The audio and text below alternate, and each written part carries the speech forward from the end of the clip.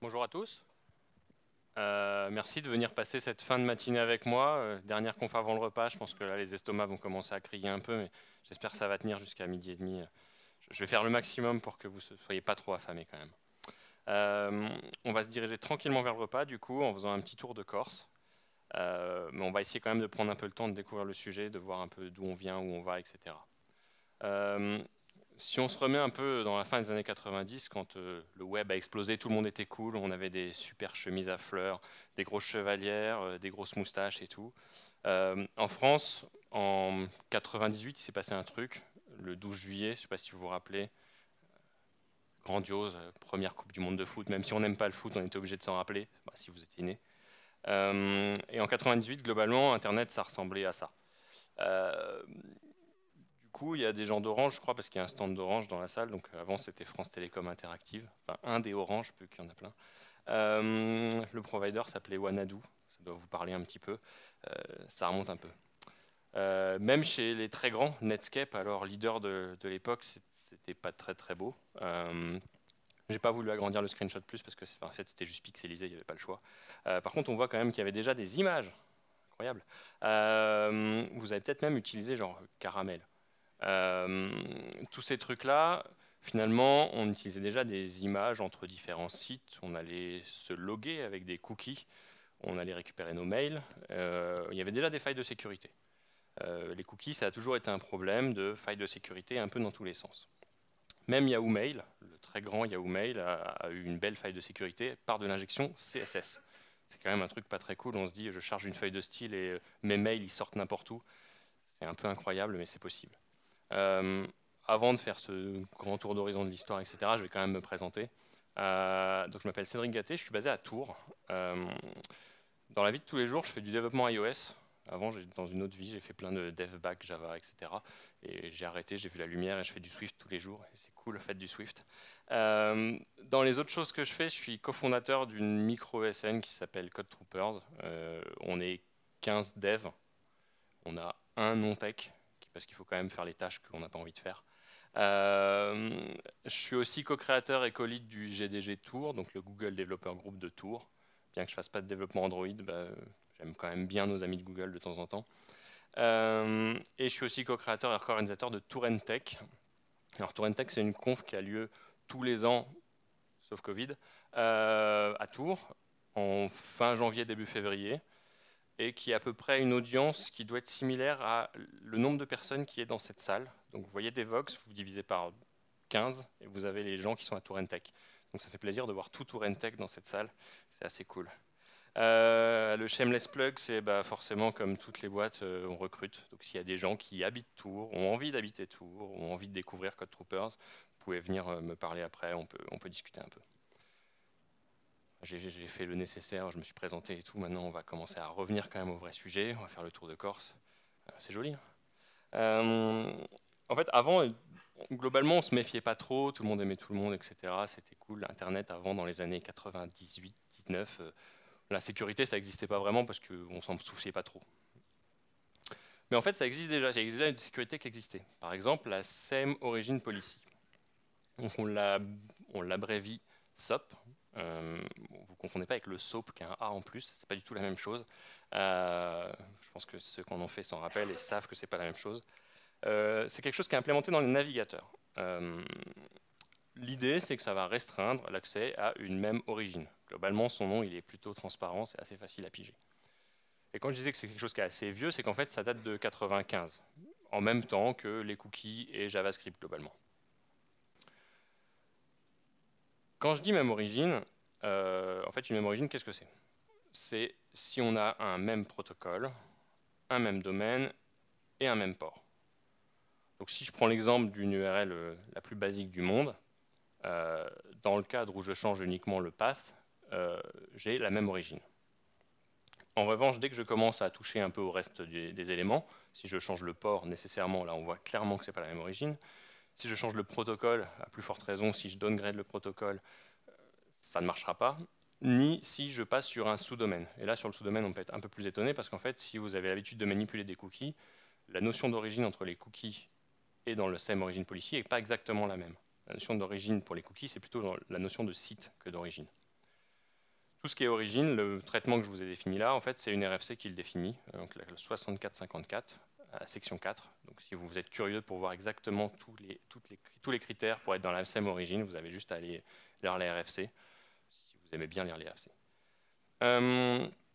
Donc, même si on a cette SEM origin policy, pour ne pas casser Internet, globalement, il y a des petites exceptions. Donc en fait, il y a certains éléments qui sont autorisés entre origines. Dans mes petits screenshots du début, on pouvait voir qu'il y avait des images. Vraisemblablement, il y avait des images de pub. Les images de pub, elles n'étaient pas hostées chez Netscape, elles étaient certainement chez un des providers de pub de l'époque.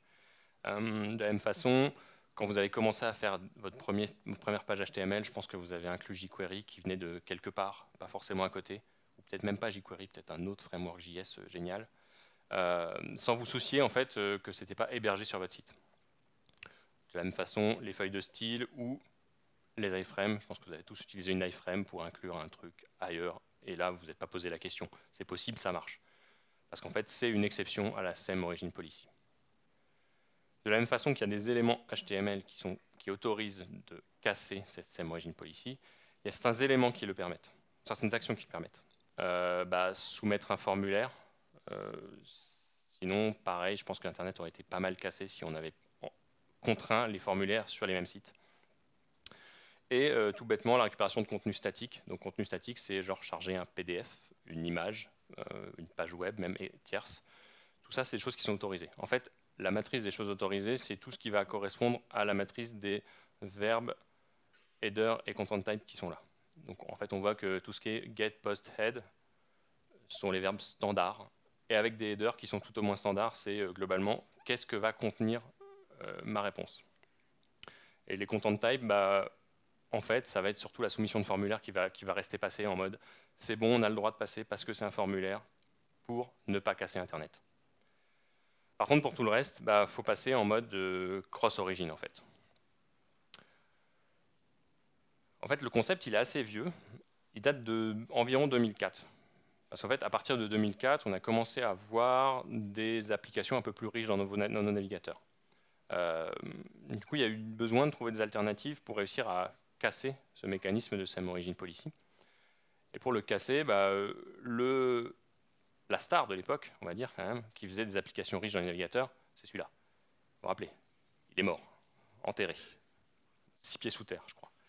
Mais mine de rien, il avait trouvé une solution en 2004. Donc la solution dans Flash de l'époque, c'était d'ajouter de l'opt-in par domaine. Par défaut, c'était bloqué, SEM Origin Policy. Par contre, pour un domaine, on pouvait, via un fichier cross-domain XML, un peu verbeux, là il est tout petit, c'est le fichier d'exemple, mais déjà il est un peu verbeux, dire quel domaine a le droit d'aller chercher quelle info chez moi. Donc on était capable d'aller réouvrir un petit peu cette SEM Origin Policy.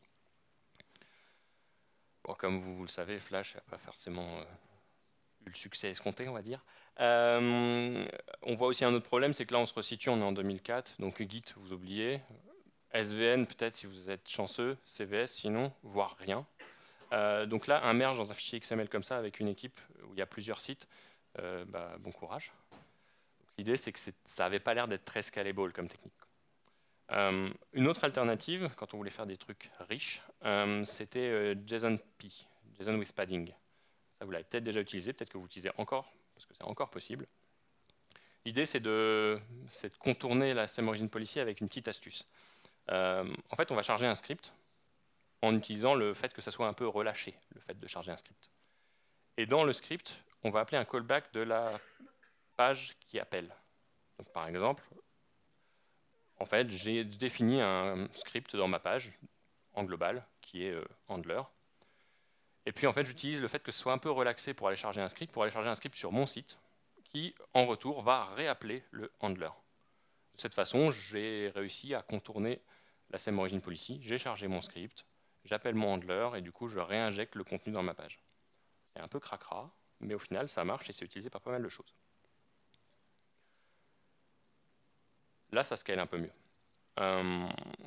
Pour ce qui est du cross-origin, il y a un autre truc qui est arrivé, et c'est surtout lui qui a inspiré finalement ce dont on va parler aujourd'hui. En fait, ça vient de VoiceXML. Alors, je sais pas, il y a des gens d'Orange, peut-être que les gens d'Orange connaissent VoiceXML. VoiceXML, c'est un standard, comme le HTML, pour définir les services vocaux interactifs. Qu'est-ce que c'est un service vocal interactif? C'est quand vous avez un dégât des eaux, vous appelez votre assureur, Vous devez appuyer sur étoile, puis après écouter les 17 propositions, faire 8, puis attendre, puis refaire 2, puis attendre 17 minutes, 18 minutes, jusqu'à temps qu'il n'y ait pas de conseiller disponible et que vous fassiez raccrocher. Ça, c'est un service vocal interactif. Et en fait, le Voice XML permet de définir des arborescences pour les services vocaux interactifs. Et le problème de multi-site, ils l'ont exactement, de faire du cross-site. Donc en fait, là, l'idée, c'est de faire de l'opt-in par ressource. Donc chaque fichier est capable de dire « je veux bien être appelé depuis telle origine ». Et là où c'est un peu malin, c'est que vu que c'est du XML, on peut mettre des headers dans les fichiers. Donc là, on met un header XML qui permet de dire « je veux bien que de là, tu m'appelles, de là, tu ne m'appelles pas ». Super, ça a inspiré l'aspect dont on va parler aujourd'hui. Il y a juste un tout petit problème, c'est que là, c'est un header XML. Et en fait, tout n'est pas XML du tout dans HTTP. Quand je vous sers un PDF depuis mon serveur HTTP, il n'y a pas de XML du tout. Donc je ne peux pas positionner ce genre de header, sinon je pense que votre lecteur PDF ne va pas être content du tout. Donc là, on en vient à ce dont on va vraiment parler, la Corse, pas l'île de beauté, mais les Corses, le Cross-Origin Resource Sharing. Je crois que vous saviez tous ce que vous veniez voir quand même. Alors s'il y en a qui voulaient faire du tourisme, c'est un peu chaud. C'est pas du tout ce truc-là pour le coup. Pour essayer d'être assez clair, on va essayer de prendre un exemple. Par contre, je ne suis pas un foufou, je ne vais pas faire du live coding, je vous le dis tout de suite. Il y a juste un point qui est vraiment primordial à comprendre dans les Corses. Si vous ressortez et que c'est le seul takeaway, c'est déjà pas mal. C'est que les Corses, c'est uniquement côté navigateur. C'est le navigateur qui travaille. Si vous faites une appli mobile, que vous avez un problème et que vous vous dites « je vais mettre des Corses », vous n'avez rien compris au talk, alors regardez-le sur YouTube peut-être plus tard ou un truc, mais il y a un problème. De la même façon, si vous faites une API serveur qui va parler à un autre serveur, les Corses, ils ne servent à rien. La vérification des Corses est faite uniquement côté navigateur. J'ai dit qu'on allait faire un exemple. Il est quasiment midi. J'ai mis une photo de fromage, ça va? Ouais? Je vais boire un peu quand même. On va essayer de faire une API pour lister des fromages. Bon, on va faire une API. On va faire un exemple avec une API pour lister des fromages. Comme j'ai dit, je suis un développeur Swift. Alors j'ai fait l'API en JavaScript. Pour que tout le monde comprenne. Alors sûrement que le code n'est pas beau. Sûrement que c'est pas idiomatique, mais c'est pas grave. On verra si c'est bon. Donc on va dire qu'on a une équipe JavaScript front et une équipe back, ou un développeur front et un développeur back. Tout est fait en JS, le back est fait en Express.js, et j'utilise volontairement pas le middleware Corse pour tout faire à la main, pour montrer comment ça fonctionne globalement. Si vous voyez des erreurs, vous pouvez venir me le dire après. Je prends les questions aussi pour dire qu'il y a une typo, mais je ne suis pas sûr que ce soit hyper intéressant. Donc j'ai fait dans ma super SPA une méthode qui permet d'aller fetcher mon API pour aller choper tous mes fromages. Voilà. C'est l'approche la plus bête du monde. J'ai fait appel à fetch, j'appelle une route, et après je vais loguer parce que faire la UI, ça ne tenait pas dans les slides, c'était un peu pénible. Et je suis très mauvais en UI. Dès que j'exécute ce truc-là, il se passe un truc pas très cool, c'est que ça ne marche pas très bien. Quand je lis le message d'erreur, je vois, je suis un dev, donc je lis le message d'erreur très vite, comme tous les devs. Set the request mode to no course to fetch. Ok, course disabled, no course. Pas de question. Donc je regarde vite fait quand même no course, je mets no course dans ma requête, je suis assez content. J'exécute ma requête parce que forcément je reteste. Je n'ai pas de test unitaire hein, quand même, je fais du JavaScript, il ne faut pas pousser. Et là j'ai une syntaxe error. Alors là je me gratte un peu la tête quand même, vu que moi je fais du Swift tous les jours, je me dis ah ouais, peut-être que j'ai pas compris. Mais du coup c'est bizarre parce que c'est une syntaxe error à une ligne qui fonctionnait le coup d'avant. Bon, la requête elle n'arrivait pas, c'est peut-être à cause de ça. Puis en fait, en réfléchissant un peu, j'ai peut-être lu un peu trop vite. Je vais revenir. L'erreur c'était quoi au juste? Donc en fait, il me disait qu'il y avait un problème de course policy, qu'il n'y avait pas de access control allo origin header. Ok. Si je veux bien une réponse opaque, une réponse opaque. Ok. Peut-être qu'une réponse opaque, c'est pour ça que j'ai un petit problème de parsing de mon JSON ici. En fait, la syntaxe error, elle me dit exactement que c'est plutôt unexpected end of input. C'est juste, j'ai pas de retour, j'ai pas de body. En fait, c'est juste que le navigateur m'a dit, bah non, en fait, tu verras pas ce qu'on t'a répondu.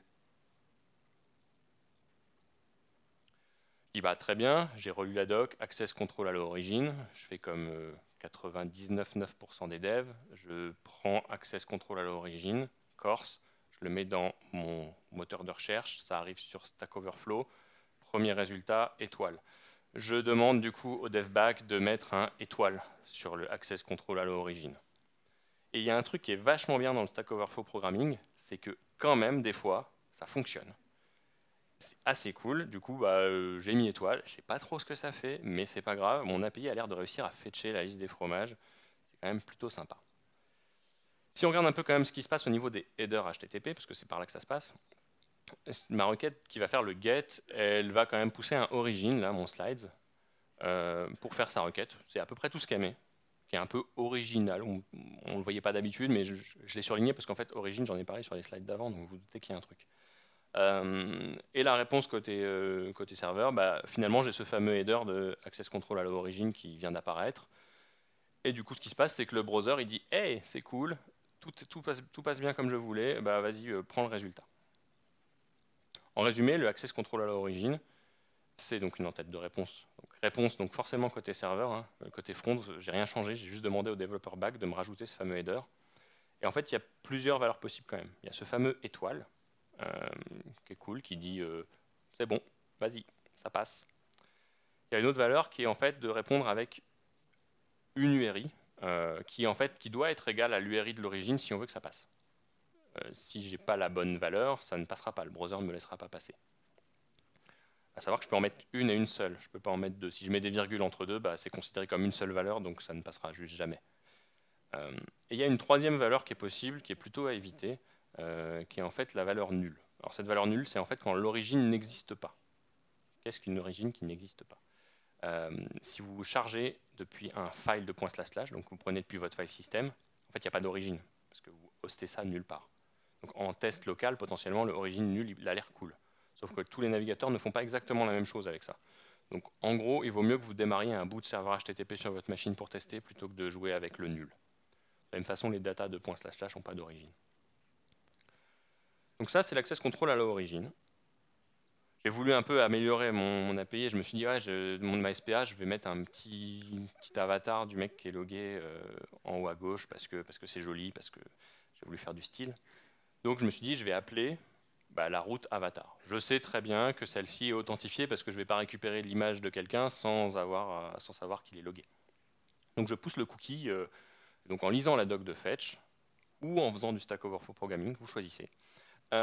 J'ai choisi de pousser les cookies en mettant le credentials include qui permet de dire si la personne a un cookie, envoie-le avec. Côté back, j'ai été très malin, j'ai fait anticiper le fait que je faisais du corse parce que je me suis fait avoir un coup, je ne vais pas me faire avoir deux.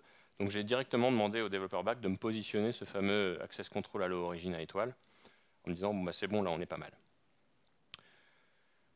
Bon, on est pas mal, vous avez vu, hein, c'est un peu du design par l'erreur, donc à chaque fois ça va péter. Hein. Bon, là il me dit que j'ai pas le droit au wildcard. Ouais. Pourquoi? J'ai pas le droit. Bon, d'accord, j'ai pas le droit. Bon, j'ai pas vraiment de temps à perdre, il faut quand même que je livre un jour. Je vais demander au développeur back de mettre directement l'origine qui m'intéresse. Comme ça sera bon normalement. Bah non, toujours pas. C'est un peu pénible toute cette histoire parce qu'en fait, à chaque fois que je fais un truc, ça pète. Je vais quand même regarder ce qui se passe dans les entêtes HTTP, on sait jamais. Donc en fait, là, je fais un get sur avatar, je lui pousse le cookie, donc c'est exactement le comportement que je veux. Jusqu'ici, tout va bien. Puis en fait, je réponds, j'ai ma réponse du serveur qui me dit un 200 OK avec une content length, donc il a contenu quelque chose. Donc si mon avatar incrémente un compteur, en fait, l'appel réseau, il est sorti. Hein. Donc le serveur l'a reçu, donc il a fait le truc. Même si j'ai eu une erreur, c'est sorti. Donc ça veut dire que si c'était un panier d'achat à valider, il a été validé. Même si j'ai eu une erreur dans ma console, j'ai réussi à faire un truc. Il y avait un talk hier sur la sécurité, je ne sais pas si le speaker est dans la salle, mais ça ressemble exactement à son exemple, où finalement il arrivait à valider un formulaire, même s'il y avait une erreur corse, ça n'empêche pas du tout l'accès au serveur. Comme je disais, c'est une vérification côté navigateur. Donc le browser, il dit juste, tu ne verras pas la réponse, mais pas tu n'exécuteras pas la requête. Bon, moi, je voudrais quand même la réponse, ça m'intéresserait. Donc, je relis mon message d'erreur et je demande au developer back de m'ajouter ce fameux header access control allo credentials à côté du allo origin. Là, j'ai du bol, ça remarche. Et si je regarde ce qui s'est passé côté réseau, en fait, j'ai fait la même requête que juste avant. J'ai eu la même réponse que juste avant, j'ai juste eu les headers en plus qu'on m'a dit, qu'on m'a positionné. Et là, bah, le navigateur me dit ouais, c'est bon, tu peux accéder à la réponse. Mais en soi, bah, si j'ai pas besoin de la réponse, j'avais même pas besoin de positionner le header. J'avais une erreur dans ma console, c'est pas grave, ça passe. En l'occurrence, je voulais récupérer l'avatar pour l'afficher quand même, ça peut être utile. Ça va toujours? Pas trop faim?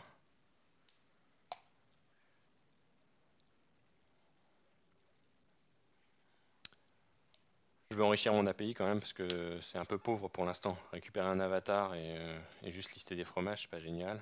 Du coup, je me suis dit, on va pouvoir en supprimer. J'ai pas fait de route pour en créer, mais on peut en supprimer parce que j'aime bien.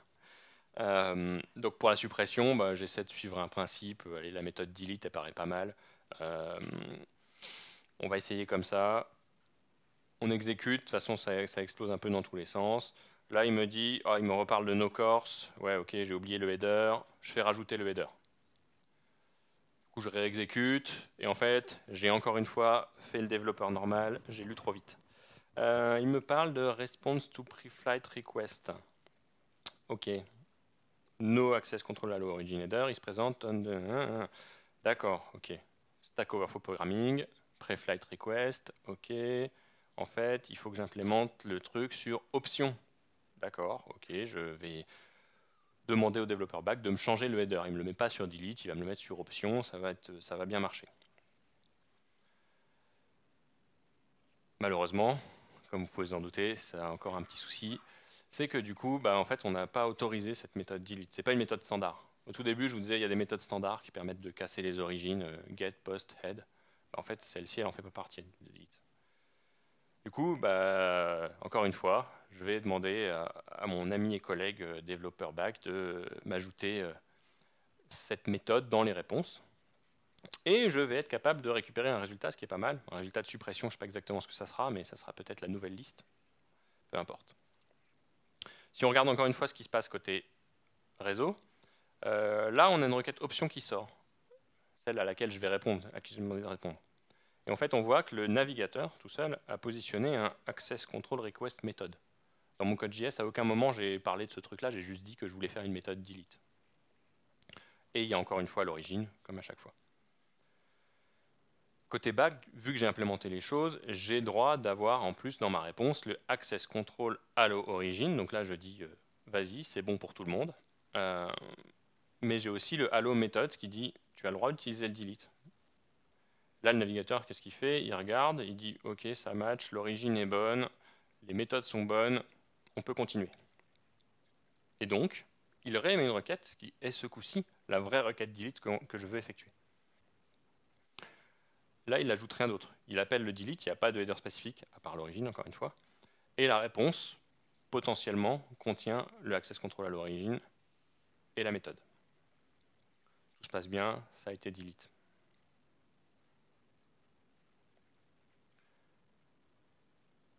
On voit bien là qu'en fait, la requête, elle est en deux temps. J'ai fait l'option. Si finalement l'option ne m'avait pas répondu ce que je voulais, j'aurais pas appelé le delete. Là, je ne pouvais pas avoir un espèce de side effect bizarre de j'ai fait l'action côté serveur, même si j'avais pas le droit. Si on pousse un peu les choses, je me suis dit, ouais, en fait, je vais même faire une méthode de wipe qui supprime tout. Par contre, j'ai un cookie, mais il sert juste à récupérer un avatar pour l'instant. Je vais plutôt faire avec un mot de passe, ça sera beaucoup mieux pour la sécurité de mon wipe. Donc le mot de passe, je vais le mettre dans un header un peu caché, comme ça, il faudra m'appeler comme ça avec le header, ça sera bien. Je fais la même chose, j'anticipe le fait qu'il y ait besoin de mettre le delete et le étoile côté back. Et quand j'appelle, j'ai exactement le même genre d'erreur qu'avec les headers, avec la méthode. Cette fois-ci, on me dit qu'il faut que je précise quel header j'ai le droit d'utiliser. Soit je fais encore du Stack Overflow, soit vraiment ce coup-là, j'ai lu le message d'erreur parce qu'il est quand même assez facile à comprendre. Je demande à ajouter ce fameux header côté back et tout marche bien navette. Si je regarde encore une fois ces fameuses requêtes, là dans l'option, ce que le navigateur a ajouté automatiquement, c'est le request header. Donc là, il me l'a mis tout seul en lowercase. À aucun moment, je l'ai mis en lowercase. Finalement, ils utilisent en lowercase, les browsers. Et côté back, je vais répondre avec les headers autorisés, avec ma fameuse directive allow headers, et là en majuscule. Finalement, ça n'a pas dû poser de problème parce qu'il me dit c'est OK. Et après, il exécute le fameux delete en passant le header. Là, on note encore une fois tout en minuscule. Là, mon back répond et tout se passe bien. Ceci conclut mon exemple. Step by step, j'ai couvert une très grande majorité des headers que vous allez pouvoir croiser, mais je vais quand même compléter un tout petit peu après en regardant dans le fonctionnement global quels autres headers peuvent exister. Après, ça faisait long en exemple et d'aller-retour pour tous les faire, donc je me suis dit que j'allais quand même à un moment arrêter de faire des exemples. Donc comment ça peut marcher un peu en dessous? L'idée, c'est, comme j'ai dit un peu quand j'ai fait le workflow des différentes choses, c'est que le navigateur va aller vérifier si la requête en cours d'exécution est une requête cross-origin, avec les critères que j'ai décrits tout à l'heure sur la cross-origin. Puis ensuite, si c'est vraiment une requête cross-origin, il va se demander est-ce que c'est une requête simple. Une requête simple, donc c'est get, post, head, pas de header tordu, pas de content type tordu, etc. Si c'est le cas, il va directement émettre la requête. C'est le cas de mon get avatar tout à l'heure. Finalement, c'était un get, j'avais pas de header, je mettais juste des cookies. Pour lui, c'est pas tordu, il l'émet. Autrement, il va se dire qu'il a besoin de faire une fameuse requête pré-flight, la requête de survol ou de pré-qualification, comme vous voulez l'appeler. Une fois que tout ça est fait, le navigateur récupère une réponse, quoi qu'il arrive, que ce soit un appel direct ou un appel pré-flight. Et en fonction des headers de cette réponse, il va tout simplement décider est-ce qu'il donne suite. Mais donner suite pour le navigateur, c'est bête et méchant, c'est est-ce que je mets à disposition le contenu de la réponse au monde JavaScript ou au monde de la page. Sur le réseau, la réponse est arrivée. Quand il émet cette fameuse requête pour vérifier s'il a le droit, le navigateur, ce qu'il fait, c'est qu'il l'enrichit automatiquement sans que vous posiez la moindre question côté JavaScript et sans que vous puissiez modifier ces valeurs côté client. Il va positionner l'origine tout seul, vous ne pourrez pas le modifier. Et il va positionner, si besoin, quelle méthode il est en train d'essayer d'appeler et quels headers il va essayer d'utiliser également. Parce que finalement, on l'a vu dans l'exemple, quand j'ai voulu utiliser un delete, il a fallu que je dise que c'était un delete. J'ai utilisé la méthode delete, il a tout seul rempli ce header. Et de la même façon, pour les headers, dès qu'on a un header quelconque à positionner. Tout le travail, en fait, va se situer côté back, où là, on aura des entêtes de réponse qui vont différer. Donc l'access control à l'origine, on l'a vu plusieurs fois avec des belles étoiles. Le Allo Credentials, celui-là dit « je veux bien accepter des cookies ». La petite subtilité de celui-ci, c'est qu'il faut absolument que la valeur en face, ça soit true en minuscule. Si vous mettez n'importe quoi d'autre, même true en majuscule, c'est considéré false. C'est presque aussi logique que la trop finesse du JavaScript. Ensuite, vous avez le Allo Methods, le Allo Headers dont on a parlé juste avant, le MaxEdge qui permet d'éviter en fait de faire un peu trop de requêtes de pré-flight. Quand vous répondez c'est bon, je veux bien telle et telle méthode et tel header, peut-être que ça ne sert à rien de prendre une requête toutes les 200 millisecondes, que le navigateur a le droit de la cacher. Donc vous pouvez dire combien de temps il a le droit de la cacher en secondes, à savoir que le navigateur ne respecte pas forcément ce que vous leur dites pour ça. Ils choisissent. Globalement, le maximum c'est 5 minutes de cachabilité, sauf pour Firefox, pour qui c'est 24 heures. Voilà. Je ne sais pas pourquoi, c'est comme ça. Et l'autre header que vous pouvez utiliser en réponse, ça va être le Access Control Expose Headers, qui là vous permet de dire quels headers seront accessibles au contexte JavaScript de l'autre page.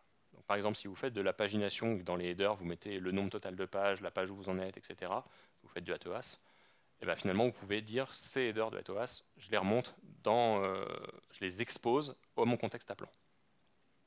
Ce qui évite un peu des surprises de pourquoi j'ai ma réponse, mais en fait je ne vois pas le header de réponse. Si je reviens sur le Access Control Allo Methods, en fait, comme on a vu dans l'exemple, non, c'est pas celui-là où on a vu dans l'exemple, il est insensible à la casse, mais pas vraiment, parce qu'il y a un bug dans Chrome. Donc en fait, Chrome traite tous les verbes en uppercase. Donc l'idéal, c'est que vous utilisiez vos verbes en uppercase, comme ça vous n'aurez pas trop le problème du oups, ça ne marche pas, je ne comprends pas. Il peut être multi-évalué, donc séparé par des virgules. Et par contre, il y a quand même quelques méthodes qui sont interdites, parce que celles-ci, elles ne font pas vraiment sens dans le cadre de cross-origin. Faire du trace du track ou du connect, ça paraît un peu bizarre quand on est en cross-origin. De la même façon, les headers, là pour le coup, ils sont vraiment insensibles à la casse. On l'a vu dans l'exemple, en fait, le navigateur, par rapport à ce que je lui ai mis dans le JS et ce qu'il a poussé, c'était pas du tout la même chose. En fait, il a juste décidé de faire ce qu'il avait envie de faire. Ça peut être encore une fois multivalué. Et là, il y a une liste de valeurs interdites qui est un peu plus violente. Parce qu'en fait, quand on regarde bien ce qu'il y a dans les valeurs interdites, ça va plutôt concerner des valeurs qui ont trait à la sécurité, quelque part. On ne peut pas aller toucher l'origine, le do not track ou des choses comme ça simplement par une réponse. Ça paraît plutôt logique. Enfin, comme je disais tout à l'heure, en fait, on va faire soit une requête de preflight, soit une requête normale. Mais les headers là dont je parle de réponse ou de requête sont les mêmes. En fait, une requête de preflight, c'est ni plus ni moins qu'une option sur la route voulue, ce que je vous ai montré tout à l'heure. Il y a juste un code de retour un peu spécifique, ça va être dans les 200. Sinon, comportement inattendu. C'est souvent 204, même si c'est bien de forcer à 200 parce qu'il y a certaines Smart TV qui n'aiment pas trop 204. Donc il faut peut-être éviter, si vous avez un truc qui peut targeter une Smart TV, de retourner 204. Et dans les entêtes, ça contient toujours dans la requête, de la même façon que les autres, l'origine, et après les deux autres en fonction du besoin ou non. On va mettre les mains un peu dedans, histoire d'essayer de voir qu'est-ce qui est bien de faire ou moins bien de faire, ou, selon moi. Déjà, en fait, Corse répond à une seule question. C'est est-ce que une origine a le droit d'en contacter une autre? C'est tout. C'est juste un filet de je veux bien que telle origine vienne me parler. C'est à peu près tout. Ça répond jamais à est-ce que l'origine est sûre? Est-ce que la personne qui vient me parler c'est quelqu'un de sûr ou est-ce que c'est un site compromis? Aucune idée. Quel est l'utilisateur qui fait la requête? De la même façon, aucune idée. Et même, est-ce que je peux envoyer une info confidentielle comme ça parce que j'ai eu un Corse? Bah non, en fait, on ne sait rien du tout. Donc ça, il faut bien garder à l'esprit que Corse, c'est uniquement le droit de contacter une origine depuis une autre, pas plus. Et un autre élément, c'est que finalement, si vous êtes développeur front et que vous n'avez pas accès au code du back, que c'est un service tiers par exemple, bah, globalement, vous êtes pris la porte. Parce que vous ne pourrez rien faire. S'il n'y a pas les headers Corse ou s'ils ne sont pas configurés pour vous, vous êtes enfermé dehors, vous ne pourrez jamais appeler votre service comme ça. Par contre, ce que vous pouvez faire, c'est que vous pouvez écrire un proxy qui va finalement être un serveur qui va aller faire la requête à votre place. Donc vous allez rebondir sur votre proxy, qui aura peut-être mis les bons headers Corse, qui va aller rebondir sur l'API distante, qui n'en a pas, parce que comme je disais, c'est côté navigateur. Donc même si on n'a pas le header Corse côté API de l'autre côté, votre appli serveur, bah, elle s'en fiche, elle va fonctionner. Alors, elle va fonctionner, mais peut-être que l'auteur de l'API en face n'est pas complètement d'accord avec ce que vous êtes en train de faire. Donc l'idéal, c'est quand même d'aller le contacter. Ou alors on se cache les yeux, on fait semblant de ne pas avoir vu le truc, mais c'est pas très cool, quoi. Pour débugger, donc comme je disais, les modifs, c'est sûrement côté API. Donc si vous êtes en train, de côté front, d'avoir des problèmes, bah, mettez-vous à côté du développeur côté back, ça sera beaucoup plus simple pour aller plus vite. Déjà, globalement, l'inspecteur web, il est juste hyper qualitatif pour avoir des bonnes infos. Tous les messages d'erreur que je vous ai mis, c'est des copier-coller de l'inspecteur web en fait. J'ai pas altéré, j'ai pas rajouté une info qui m'a arrangé par rapport au slide. C'est vraiment exactement le contenu de l'inspecteur web et il est de plus en plus performant même sur les erreurs de pré-flight, etc. Il est capable de vraiment de dire bah, pourquoi ça ne marche pas. Qu'est-ce qu'il faudrait changer pour que ça marche. Je pense que c'est plus efficace que faire du Stack Overflow programming pour le coup parce qu'on a un peu plus d'infos vraiment dans le navigateur. L'idée, c'est que le pré-flight comme la réponse doivent contenir les entêtes. Parce que comme je disais, on peut cacher quand même. C'est possible que le pré-flight soit mis en cache par le browser. Et auquel cas, s'il y a une différence entre les deux, il peut se passer des comportements un peu bizarres.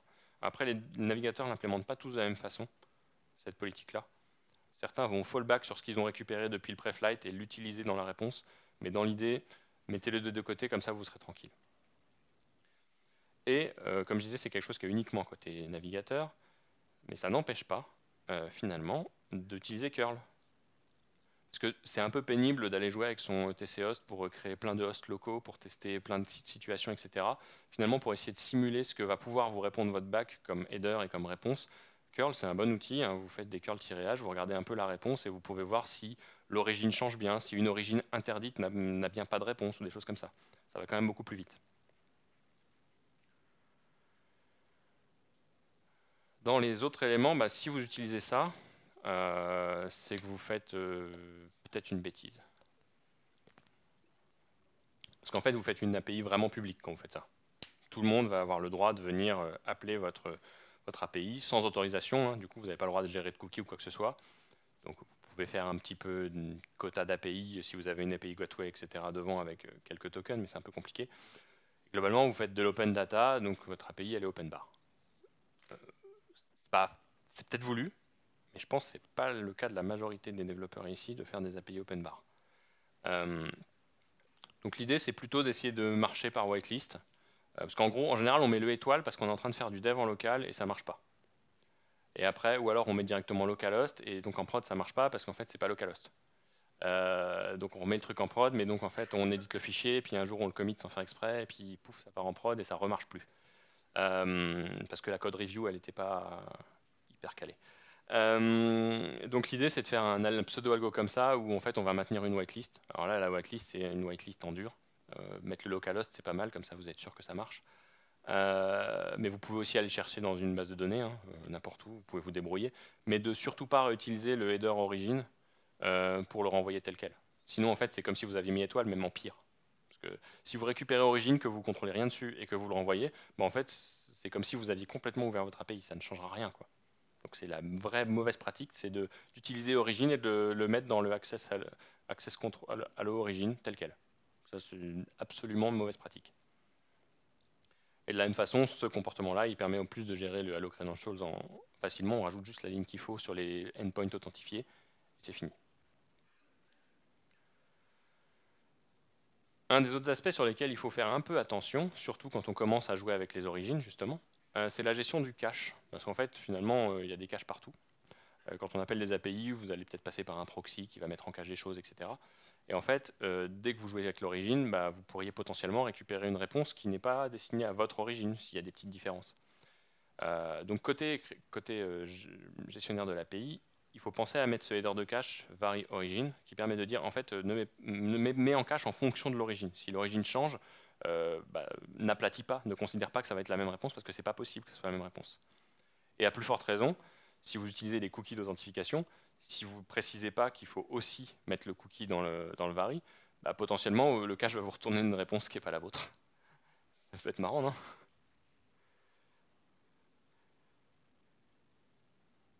Dans les autres aspects qu'on peut avoir, on peut réussir à expliciter et forcer une requête cross-origin, même depuis juste le DOM, depuis l'HTML. En fait, il y a un attribut cross-origin qui permet de faire ce genre de choses. Là où il est un peu sympa, c'est qu'on peut même lui dire d'utiliser les credentials pour faire le call. Donc ça veut dire que si on a une image qui est forcément authentifiée mais qui est en cross-origin, on est capable d'expliciter dans le HTML, fais une requête Corse pour aller la chercher. Je veux que tu fasses du Corse pour ça. En gros, ne pas se reposer sur le cross-origin. Parce qu'en fait, il y a quelques systèmes annexes qui permettent de bloquer le fait la same origin policy qui est autorisée par défaut, on est capable de l'overrider. Par exemple, grâce à la cross-origin resource policy, on peut dire je ne veux pas que quelqu'un d'un autre site accède à mes trucs en get. Mes images, je ne veux pas, je veux faire du Corse pour ça. Donc ça, c'est un header qui est positionné aussi. Je n'entrerai pas dans le détail, je vous invite à aller chercher. De la même façon, le cross-origin embedder policy, en fait, il permet de bloquer l'inclusion de ressources qui ne viendraient pas de la même origine. Donc on est capable de dire non, je ne veux pas me mettre là parce que je ne suis pas de la bonne origine. On va aller encore plus loin avec l'opener policy, qui là permet de carrément isoler le contexte JavaScript. Mon appelant ne verra rien de mon JavaScript, ne pourra rien faire, je n'existe pas pour lui. C'est un peu extrême, mais ça peut s'avérer pratique, c'est vraiment pour le coup sécuritaire. Ensuite, on a tous les headers de secfetch quelque chose qui permettent de savoir un petit peu ce qui s'est passé, comment le serveur a répondu. En fait, le secfetch mode va vous permettre de savoir si en fait ça a été une requête qui a été faite avec Corse, une requête de navigation, une requête no Corse, une requête opaque. De la même façon, le secfetch_dest va vous permettre de savoir le content type attendu, en fait la balise dans laquelle la requête a été faite. Si on met un audio, eh ben, ne pas servir une image dans de l'audio. C'est bizarre, il y aurait un truc bizarre. Donc on est capable en gros d'aller restreindre pour voir qu'on est en train de servir le bon type de données au bon endroit. Et donc éviter d'injecter du JavaScript dans du CSS parce qu'il y a un bug de parseur quelque part qui va tout faire péter. Et le secfetch_site, pareil, permet de voir de quelle façon on bloque le same site ou pas. Et enfin, je vous invite à regarder le talk d'hier à propos de la sécurité, pour tout ce qui parle de Content Security Policy. C'était très bien expliqué, et donc ça ne sert à rien que je refasse le détail sur le truc, vu que c'était très très bien expliqué. Pour ce talk, je me suis pas mal aidé de différentes ressources, donc les ressources classiques, MDN, l'aspect de Fetch, qui sont globalement des super ressources. Après, il y a un bon outil, Node Course Client sur Netlify, qui permet de tester rapidement comment utiliser les courses avec des cas très simples et très classiques. Et ensuite, on a un très très bon article de Jack Archibald sur, en gros, course de A à Z, qui permet vraiment de tout comprendre. Et il a même mis en place aussi un playground qui permet de tester course en simulant en tête de réponse, en tête de requête. Et si vous avez un peu plus de temps que juste jouer avec ça, je vous invite à lire Course in Action. Il n'est pas très long, il fait un peu plus de 200 pages. Et pour le coup, il est vraiment très complet sur toutes les méthodes de contournement, etc., qu'on peut utiliser pour utiliser les courses en fonction des différents navigateurs, du contexte, de ce qu'on veut faire. Voilà, je vous souhaite de bien débarquer. Je pense que vous avez un peu faim maintenant. Merci pour votre attention. J'ai 3 minutes 40 pour les questions.